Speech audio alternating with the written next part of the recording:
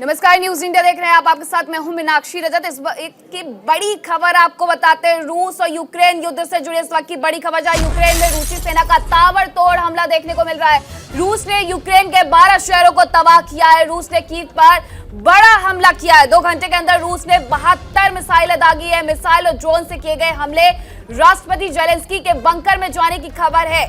खुफिया जगह गए हैं यूक्रेनी राष्ट्रपति जेलेंस्की। यूक्रेन की ज्यादातर सरकारी इमारतें तबाह हो गई हैं और इस बीच आपको ये विजुअल्स भी दिखा रहे हैं कि किस तरीके से रूस ने यूक्रेन के 12 शहरों को तबाह कर दिया है। रूस ने यूक्रेन की राजधानी कीव पर यह बड़ा हमला किया है। आपको बता दें कि रूसी कब्जे वाले क्रीमिया प्रायद्वीप के एक पुल पर धमाके के बाद से रूस बेहद आक्रामक था और अब ये बड़ा हमला किया गया है। तस्वीरों में आप देख सकते हैं कि किस तरीके से धुएं के गुबार और जगह जगह आगजनी की ये घटना, यहाँ पर जो सरकारी इमारतें हैं उन्हें भी क्षति पहुंचाई गई है। हालांकि इस बीच यूक्रेन ने साफ तौर पर कह दिया है, वी विल नेवर सरेंडर, हम कभी नहीं झुकेंगे। लेकिन इस बीच ये भी खबर है कि यूक्रेन के राष्ट्रपति जेलेंस्की को बंकर में पहुंचाया गया है, उन्हें सुरक्षित स्थान पर भेजा गया है। लेकिन 2 घंटे के अंदर रूस ने 75 मिसाइलें दागकर यूक्रेन के 12 शहरों पर निशाना साधा है। पूरी तरीके से इमारतों को यहां तबाह करने की ये कोशिश।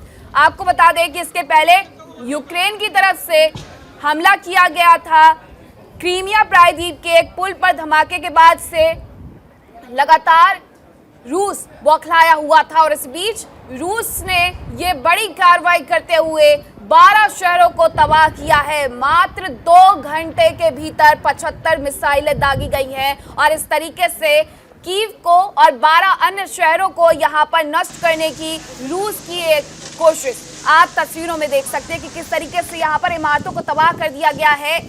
फरवरी से ये युद्ध चल रहा है, न रूस रुकने को तैयार है, न यूक्रेन झुकने को तैयार है और इस बीच यूक्रेन ने बड़ा संदेश भी दे दिया है that we will never surrender. साफ तौर पर ये यूक्रेन ने कहा है। लेकिन रूस जो कि बौखलाया हुआ था पुराने हमले से, उसने 12 शहरों को तबाह किया है। यूक्रेन की राजधानी कीव को भी यहाँ पर निशाना बनाया गया है। क्रीमिया पुल धमाके के बाद रूसी राष्ट्रपति पुतिन ने यूक्रेन के खिलाफ चलाए जा रहे स्पेशल मिलिट्री ऑपरेशन के ज्वाइंट ग्रुप ऑफ फोर्सेस की कमान नए जनरल सर्जेई सुरोविकिन को सौंपी, जो सीरिया में कारपेट बॉम्बिंग के लिए मशहूर थे, जिसने सीरिया में युद्ध की हवा बदल दी थी। और अब देखिए, जब से ये कमान मिली है, मात्र 2 घंटे के अंदर रूस ने 75 मिसाइलें दागकर इस शहर को तार तार कर दिया है। वहीं रूसी हमलों पर जेलेंस्की का बयान भी सामने आया है। राष्ट्रपति वोलोदिमीर जेलेंस्की ने कहा है कि देश भर में हुए हमलों में कई लोग मारे गए हैं, कई लोग घायल हुए हैं। क्रीमिया के पुल धमाके के बाद आक्रामक पुतिन ने आज क्रेमलिन में राष्ट्रीय सुरक्षा परिषद की बैठक भी बुलाई थी और उसके बाद 2 घंटे के भीतर 75 मिसाइलों से अटैक किया जाता है, 12 शहरों को निशाना बनाया जाता है और इस तरीके से इस पूरे शहर को, यूक्रेन की राजधानी कीव को बर्बाद कर दिया गया है। यहाँ जो सरकारी इमारतें उन्हें तबाह कर दिया गया है। लगातार यूक्रेन एक तरफ अपने आप को बचाने की कोशिश कर रहा है, पुनः बचाने की कोशिश कर रहा है और ऐसे में एक बार फिर रूस ने उस पर निशाना साधा है और रूस ने राजधानी कीव को पूरी तरीके से तबाह कर दिया है। ये सरकारी दफ्तर है, ये सरकारी बिल्डिंगें हैं जिन्हें यहाँ पर नुकसान पहुंचाया गया, क्षति पहुंचाई गई है। जगह जगह सिर्फ आग, सिर्फ धुआं। 2 घंटे 75 मिसाइल।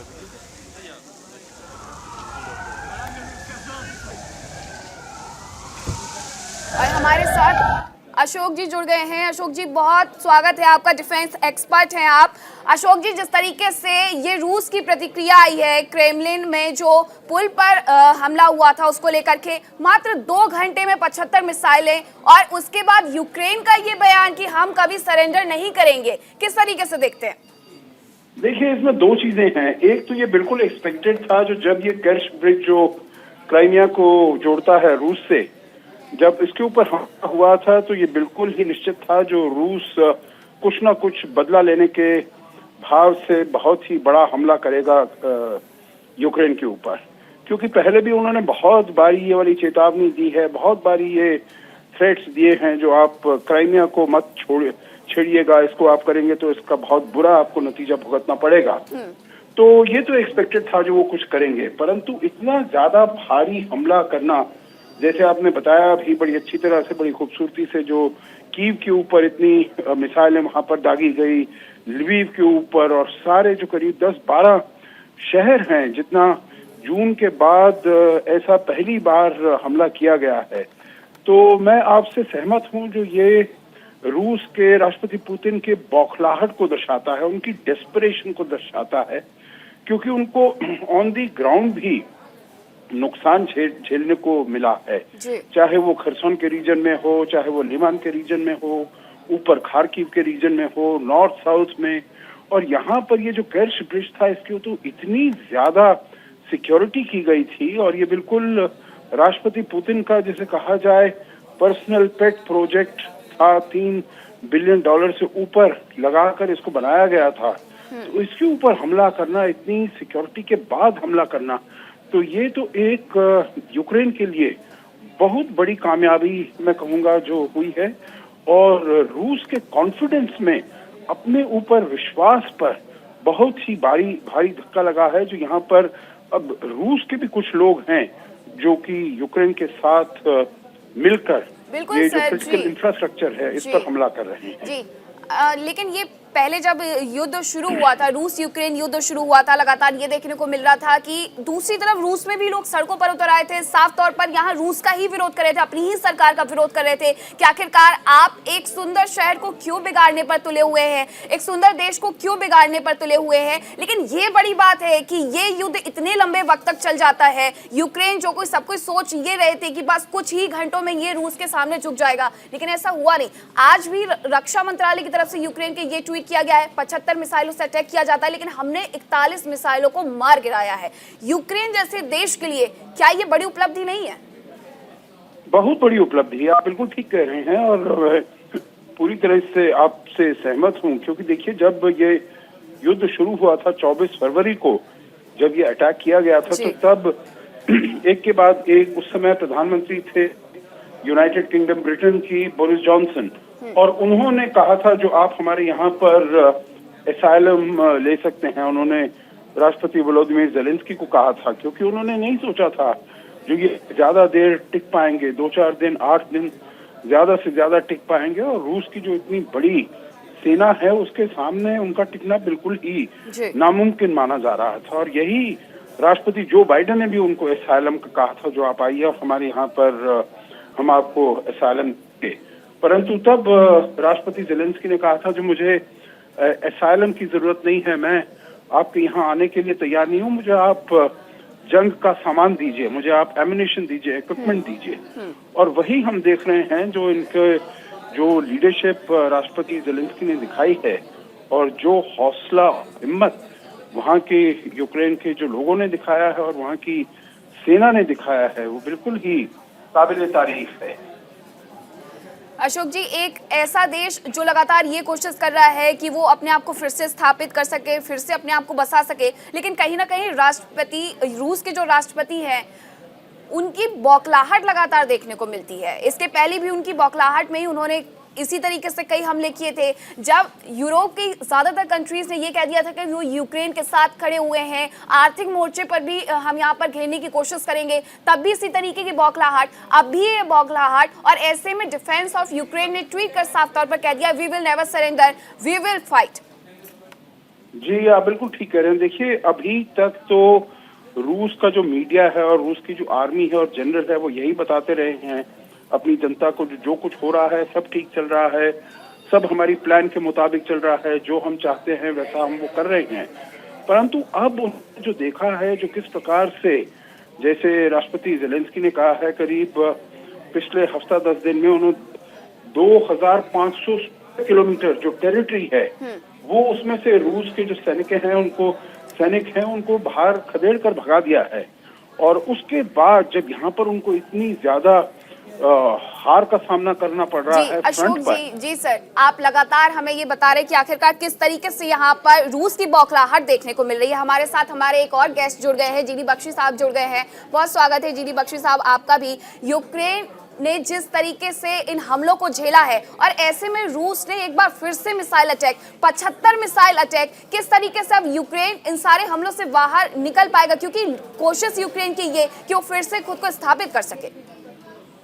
देखिए, कल ही यूक्रेन ने जो कर्च ब्रिज है उसके ऊपर एक ट्रक बॉम्ब से हमला किया था और बड़ी खुशियां मना रहे थे कि हमने वो ब्रिज को फोड़ दिया, जला दिया, ये कर दिया, वो कर दिया। तो फिर आप क्या रूस हाथ पे हाथ धरे तो बैठा नहीं रहेगा। आज रूस ने पलटवार किया है, न केवल कीव के ऊपर, लेकिन जो उसकी वेस्टर्न यूक्रेन में भी जो शहर हैं वहां पे भी, लवीव वगैरह पे भी हमले किए हैं। 3 शहरों पे मिसाइल हमले किए हैं और नुकसान पहुंचाया है और ये नुकसान बढ़ेगा। देखिए अभी तक जो है रूस अपना एक हाथ बांध के लड़ रहा था। यूक्रेन ने पूरी मोबिलाइजेशन करके अपनी फौज को तकरीबन 7.5 लाख तक पहुंचा दिया था। रूस 1.5 लाख फौज से हमला कर रहा था, कोई 3-4 लाख की यूक्रेनियन फौज के ऊपर। ठीक है, तो ये कब तक चल सकता था? ये काफी अननेचुरल सिचुएशन थी। हमले के लिए 3:1 सुपीरियरिटी चाहिए। रूस केवल अपनी टेक्निकल सुपीरियरिटी पे मुनस्सर था अभी तक। रूस ने जो भी यूक्रेन के जो की इक्विपमेंट था जिससे उन्होंने लड़ाई शुरू की उसको तकरीबन नष्ट कर दिया है। लेकिन अमेरिका और नेटो ने भरपूरी उसकी खपत पूरी कर दी। वो नई फॉर्मेशन रेज करके यूक्रेन लड़ाई में आ गया है। अब रूस ने भी अपनी फौजें पार्शियल मोबिलाइजेशन ऑर्डर करी है 3 लाख की, और वो अभी हो रहा है। जैसे ही कंप्लीट हो रहा है, हमारा अंदेशा है कि रूस बारिशों के बाद जो कि अभी होती है एक पलटवार करेगा और बड़ा पलटवार वो अगले साल स्प्रिंग में करे। यानी कि अभी फिर से एक और हमले के लिए यहाँ पर यूक्रेन को तैयार रहने की जरूरत है। बिल्कुल रहने की जरूरत है। जिस तरीके से क्रीमिया से जोड़ने वाले एक विशाल पुल पर हमला किया जाता है, यूक्रेन लगातार इसे लेकर के खुशी भी मना रहा था, लेकिन रूस ने जो 75 मिसाइल अटैक किए हैं उसमें से यूक्रेन का ये कहना है कि उन्होंने 41 जो यहाँ पर मिसाइल्स हैं उन्हें मार गिराया है। तो क्या ये बड़ी उपलब्धि नहीं है एक छोटे से देश के लिए जो इतने सुरक्षा के उपकरणों से संपन्न एक देश का सामना लगातार पिछले इतने महीनों से कर रहा है? देखिए यूक्रेन कोई छोटा मोटा देश नहीं है, वो बाकी आसपास के 4 देशों के बराबर है। वो रूस का पहले हिस्सा होता था और उसकी फौजी जो तरतीब वगैरह है बिल्कुल रूस जैसी है। वो भी उतना ही कर सकते हैं जितना रूस कर सकता था, और उसको अमेरिका का, पूरी नाटो का सपोर्ट है। जो उसके हथियार रूस उड़ाता है वो 2 दिन में नए हथियार वहां से आ रहे हैं। अरबों अरब डॉलर, कोई 13 अरब डॉलर तक तो अमेरिका दे चुका है। बाकी पूरा उसको पोलैंड से T-72 टैंक मिल गए हैं, अमेरिका से M113 आर्मर्ड पर्सनल कैरियर और बुश मास्टर। क्या नहीं मिल रहा है उसको? उसके लिए तो खुल सिम है, क्योंकि अमेरिका की स्ट्रेटेजी है, वो चाहता है आखिरी यूक्रेनियन तक वो रूस से लड़ेंगे। खुद तो अपने कोई फौजी उन्होंने बूट्स ऑन द ग्राउंड नहीं डाले, ना उन्होंने नो एयर फ्लाई जोन को वहां पे एस्टैब्लिश करने की कोशिश करी, क्योंकि वो रूस से डायरेक्ट भिड़ना नहीं चाहते। उससे न्यूक्लियर युद्ध का खतरा बहुत बढ़ जाता है। तो वो आखिरी यूक्रेनियन तक लड़ा रहे हैं। और सबसे ज्यादा नुकसान किसका हो रहा है? यूक्रेन का हो रहा है। ज़ेलेंस्की को चने के झाड़ पे चढ़ा के पूरी दुनिया में हीरो बना के वो लड़ाए जा रहे हैं और अब रूस भी अपनी ताकत बढ़ा रहा है। बिल्कुल बख्शी साहब, कहीं ना कहीं एक सपोर्ट है जो यूक्रेन को मिल रहा है और वही सपोर्ट है जो उन्हें ताकत दे रहा है। तभी वो इस तरीके के मैसेजेस, संदेश जो है दुनिया को दे पा रहे हैं कि हम झुकेंगे नहीं, हम लड़ेंगे। हमारे सर आप हमारे साथ बने रहिए। हमारे साथ प्रफुल्ल बख्शी साहब भी जुड़ गए हैं, डिफेंस एक्सपर्ट हैं। प्रफुल्ल बख्शी साहब, जिस तरीके से यहाँ यूक्रेन लगातार ये संदेश दे रहा है कि हम झुकेंगे नहीं, हम लड़ेंगे, ये युद्ध आखिरकार कितना लंबा चलने वाला है? जब ये युद्ध शुरू हुआ था 24 फरवरी का वो दिन, वो तारीख, तब ये अंदेशा लगाया जा रहा था कि बस 2 या 4 दिन और यूक्रेन तबाह है। सिंपल सी चीज है, ये लड़ाई तब तक चलेगी जब तक नेटो कंट्रीज आर्म सप्लाई करती रहेंगी।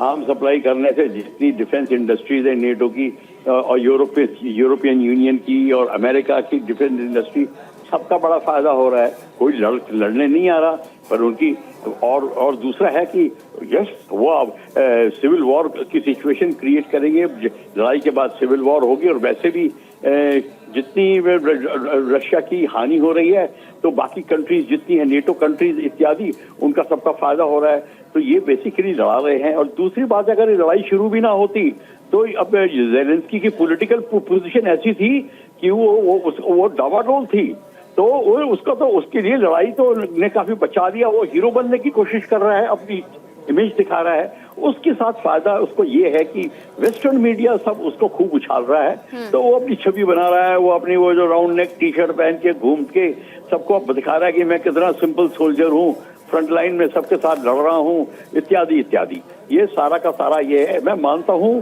कि रशिया ने भी कुछ अपने थोड़े एरर्स किए हैं और उनके जो रिजर्विस्ट जो ट्रूप्स थे और जो ड्राफ्टेड जो फोर्सेस थी और उनके कमांडर ने करेक्ट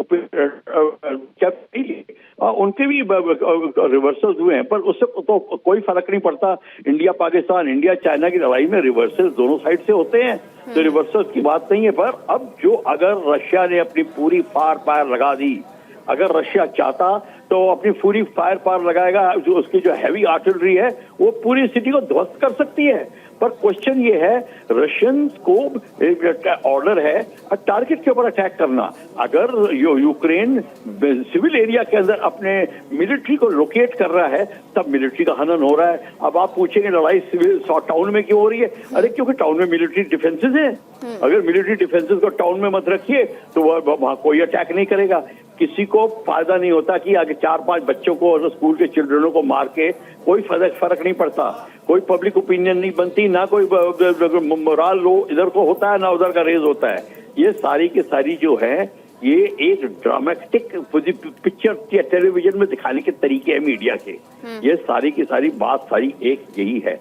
ये यूक्रेन इसका फायदा उठा रहा है, नेटो कंट्रीज फायदा उठा रही हैं और यूक्रेन मरता क्या ना करता क्या करेगा।